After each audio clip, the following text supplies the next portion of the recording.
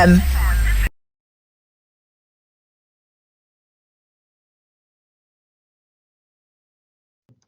Thank you very much for coming, Archie. No worries. So, Archie Eaton is a BC5 Boccia player and now a coach. Yes, I wear a lot of hats. Yes, a lot of hats indeed. So, going back to your sports upbringing, tell us about your upbringing in sports. Okay, so I wasn't, well, I was sort of into like football and almost the usual stuff you're into as a kid. I didn't. I wasn't a power chair user until I got to secondary school. But in sort of 2010-ish, I went over to the local special school, and there I got introduced to boccia, and so that was sort of 2 years before I went to secondary school. As soon as I got there, I got to go to the London Paralympics to watch.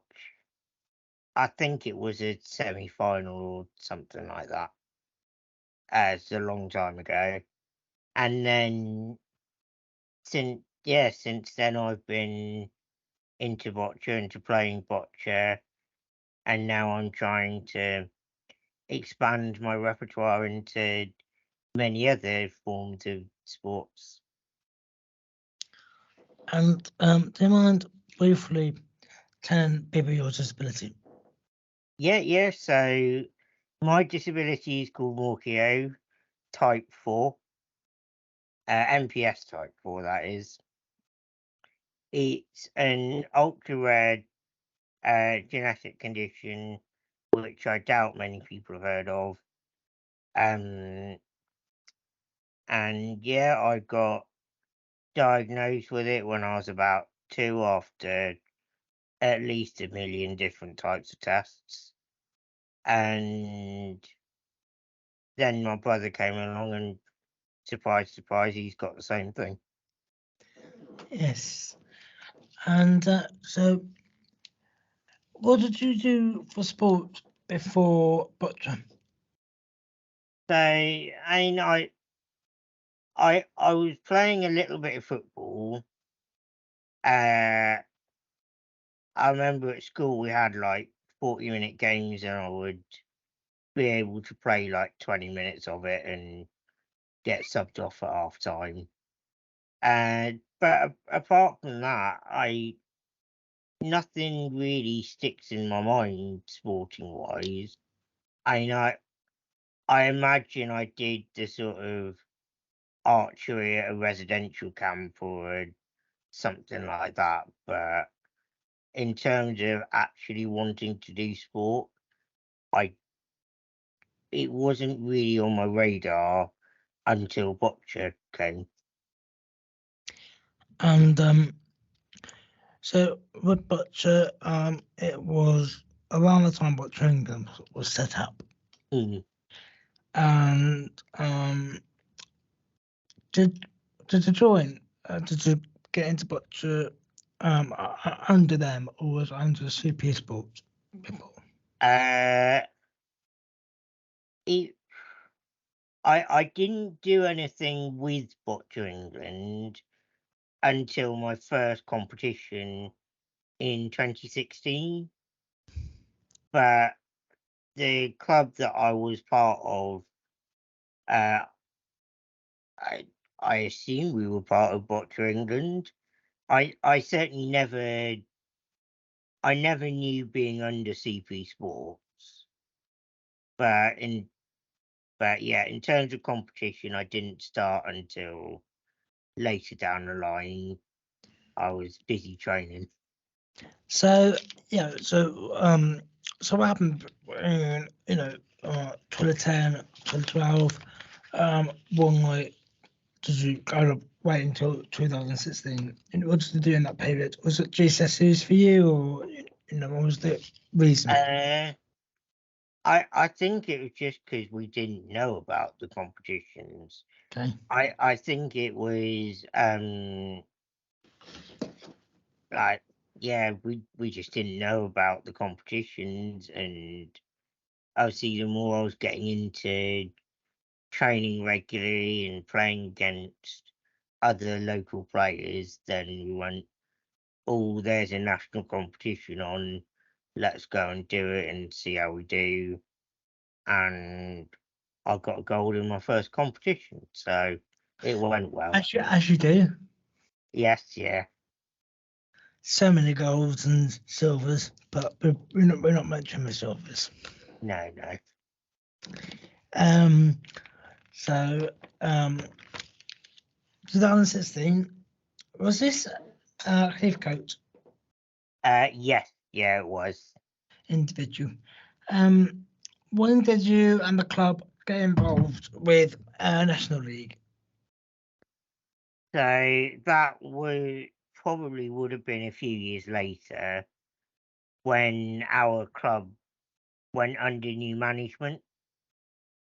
So the previous leader of the club, she was struggling a bit to run Crusaders, which is the main club where people go and train, and she was also running an outreach club where she takes boccia into like nursing homes and other places like that. So in that sort of 2017, I think it was,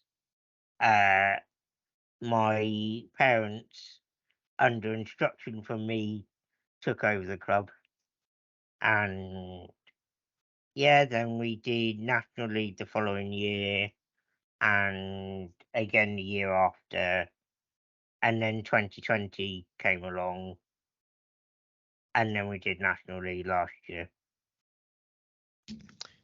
And this season just gone. Yes, yeah. And so tell us a bit more about your early days of Heathcote. So you did Heathcote, got gold, Yeah. got to the finals. Yep. Obviously paid well because you were in the cup following year. Yes. No, so in 2017 and 2018, BC5, which is my classification, it wasn't in the B Cup. So for the first few years I was doing Heathcotes, it was just that. Yeah. Then in 2019, Boccia England introduced BC5s to the Heathcote Cups, to the BE Cup. They did. And I got through to the final, and I got the silver there. Disappointing, I know. And yeah, then only a few months after that, well, BISFED came out saying we're not introducing BC5s at international, and so BC5 were going to be in BE Cup 2020, but that didn't happen. So they just said, nah, we're not going to let BC5s in BE Cup anymore. Yeah, that was Boccia England's mistake. They thought it would happen. There were rumours it was going to happen, and then, oops, we got that wrong. So yeah, and then you just got demoted down to Heathcote again. So yes, yeah. The league lower than B Cup, and so before you had your Crusades club, did you play for any other club? No, so it was, well, it was sort of a local club that was being run by a local charity called Forest Pulse. and they ran that at part of the Forest School in Forest Dean, but they weren't like a competitive club per se. It was just go have a bit of fun, try and meet new people, that sort of thing. I didn't really get into competitive boccia until I started at Crusaders a long time ago now. And did you ever get to an academy? Yes, yeah, I was part of the Gloucester Gladiators Academy, and yes, I did that for a while until it finished. Yeah, sorry. When did you join? Oh, 2018, maybe. Yeah, must have been either 2017 or 2018, because obviously that's when I was preparing for BE Cup. Yes. So must have been around that time, I think. Yeah. And going back a bit now, the GCSEs, A levels, what were they? So Sports wise? GCSEs definitely not. A levels definitely not.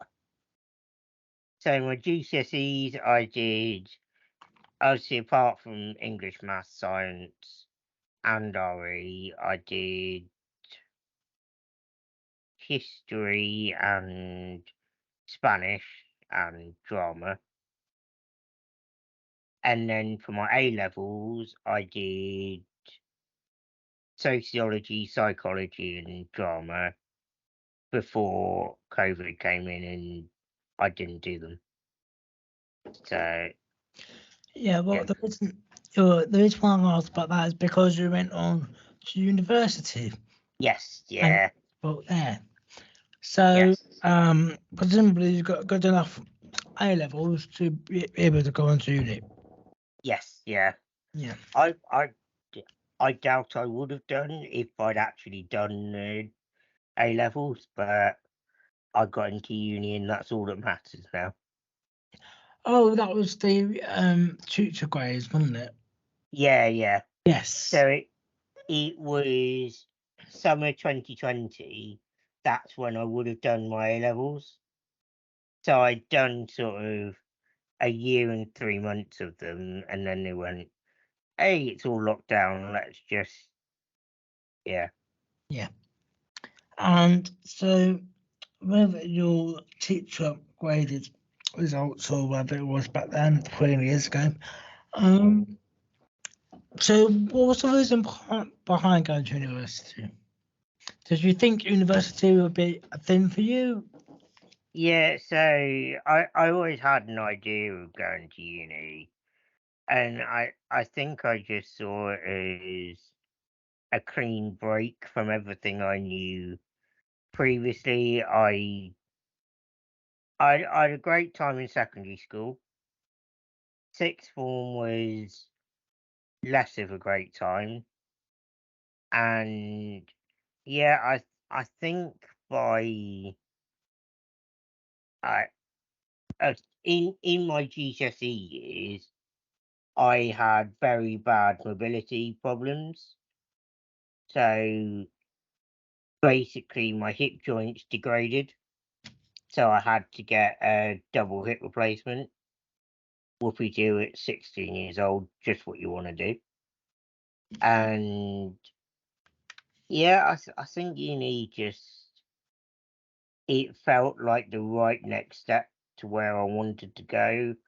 I wasn't entirely sure of what I wanted to do, and because I was initially thinking of going into like an advocacy type job or something like that. And then 2 days before the UCAS deadline for applying to uni, then I went, no, don't want to do that. Want to go into sports, and look where it's got me now. Best decision ever.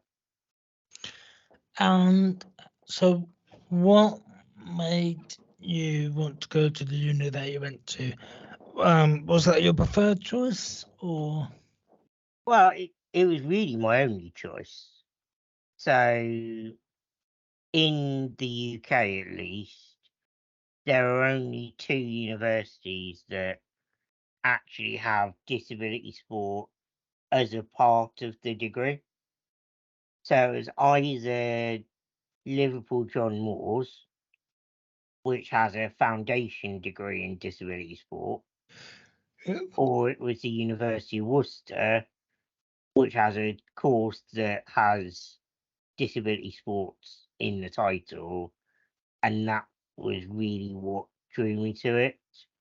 The other place I could have gone was Cardiff Met Uni, but they had a slightly more research focused, and when I spoke to the tutors, they didn't have as much expertise in disability, full stop. They sort of said, we'll help you do what you want, but we won't be able to help you very much. And their lecturers. Yeah. Yeah. So it sounds like you made the right choice. So, and then tell us about, what the degree involved, because I know you introduced boccia to them. What other sports did you do besides boccia in that degree? So it was from my point of view, I was only interested in boccia. We also did a bit of wheelchair basketball. We did a bit of blind football because one of the tutors there, Dave Mycock, he's been involved in blind football for years and years. And then we've done other stuff, so like polybat and stuff like that. But no, other than that, it was me teaching everyone how to play boccia because I turn up and no one's ever heard of it before. Surprise, surprise. Yes, I've done quite a lot of guest lecturing for them already. And then, so you did your degree in coaching disabled sports. Was that the title? It's sports coaching with disability sport, yeah. That's it. And you've just finished your third year. Yes, yeah. Thankfully. Yes, yeah. Fingers crossed, yeah. And have you graduated? Not yet. Graduation should be in September. September. Oh, so different to all the other unis then. Yeah, so in the first sort of reading week, that's when all the graduations happen for all the various courses and everything. So. Good. And now you're involved with Power to Inspire. Yes, yeah, I've been Ambassador. involved with them for a little bit, and yeah, it seems to be going well. I've given them lots of tips of how to improve their boccia competitions. And so, if you wouldn't mind telling us a bit about what Power to Inspire is and what their aims are.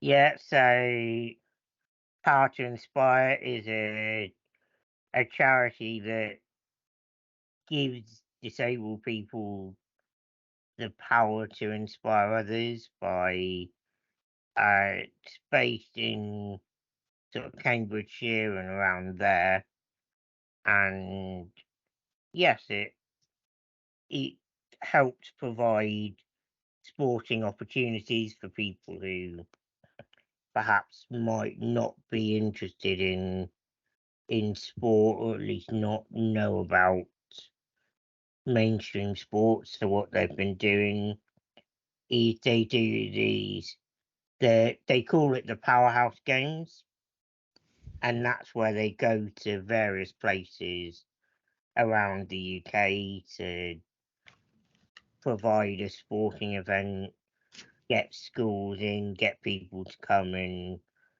give various sports a go with a slight element of competition, and there are sporting experts there and other corporate people involved and other local sports stars all get involved. Sounds like a good charity. And did you get involved with them before you joined as an ambassador? No, so it would have been about November last year or the year before that I got involved with them, and that's because they were holding a Powerhouse Games event in Worcester where I was studying, and John, the chair there, had emailed one of our tutors saying they want to run boccia. They went boccia. We know a fellow who does boccia, and hey presto, I was part of them. And alongside, your degree, your Powers Inspire movement, you become a boccia coach, level 1, isn't it? Yes, yeah. So I got that in 2019. And from then on, you've been officially helping your dad coach the Crusaders Club. Yes, yeah, that's right. So it's me and my dad that coach, and Mum does all the admin stuff. And yeah, we seem to have really bounced back from COVID. We had a squad of 3 before COVID, squad of about 10, 14 now after COVID. So we seem to have done all right. And so you just had your first season in the National League Mhm. with Boccia England, and you were getting quite close, weren't you, to getting promoted?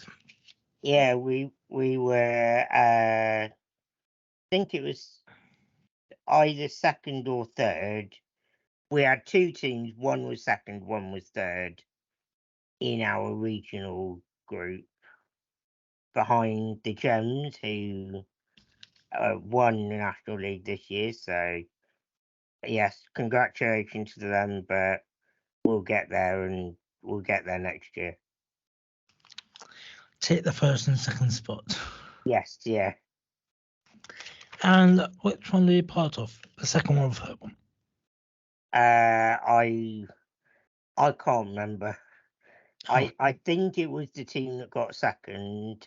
Or you would hope so. But yeah. Either way, we'll get there next year. Yes. And so with all that, what's the future for you? Is it masters? Is it job? Is it still coaching? Is it still playing? What's it looking like? So the future for me looks really open right about now. So I plan to stay coaching and getting involved. We've got hopefully another team made up of ex-Gladiators players that are looking to get into the National League for next year to give a bit more competition, because at the minute, well, last year's National League, we had a grand total of 4 teams. Obviously, minus 1 because they've gone up to Super League now. So yes, we'll try and keep growing boccia in and around the southwest. It's also coaching people, and I'm currently reigning English champion, and I plan to stay reigning as English champion for a fair while. I don't see myself being enticed away from playing yet, so I know we'll get to international eventually, so I want to keep my skills fresh. And Masters? Any plans for Masters? No, No. is the short answer. The staff at Worcester wanted me to do a Masters. I've said not for at least 2 or 3 years, and then maybe if it seems like something I'll be interested in, I'll go back and do it. But as Boccia isn't the most competitive of job areas, then I don't see any real need to do a Masters yet. And what's the Masters in that Lectures want you to do? It used to be called Masters in Adapted Sport, but I think they've just changed the title, and I can't remember what they've changed it to, but I know it's something like that. Okay, fair enough. And yeah, what sort of job would you want to get into? Presumably coaching wise. Yes, yeah, coaching wise, it'll be going. I plan to do like bit of private coaching, maybe going into a school, giving them some like a workshop type thing in Boccia, or corporate training events I've talked about. And yes, I don't like the idea of 9 to 5, so it'll be staying away from that sort of stuff. Yep. And that's sort of like freelance type job. Yeah, that's that kind of thing. Yeah. Well, that's everything. So Yes. yeah, you've covered the whole life in half an hour. Yes. You've done very well there, Archie. No worries. But I can tell you something now. You're not going to be reigning England champion next year. And going to be caught on your toes on that one. I look forward to the challenge. Definitely. And yeah, thank you very much for coming on, Archie. No worries.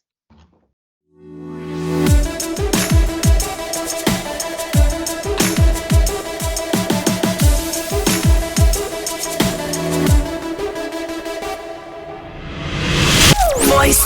Let's go. Voice FM.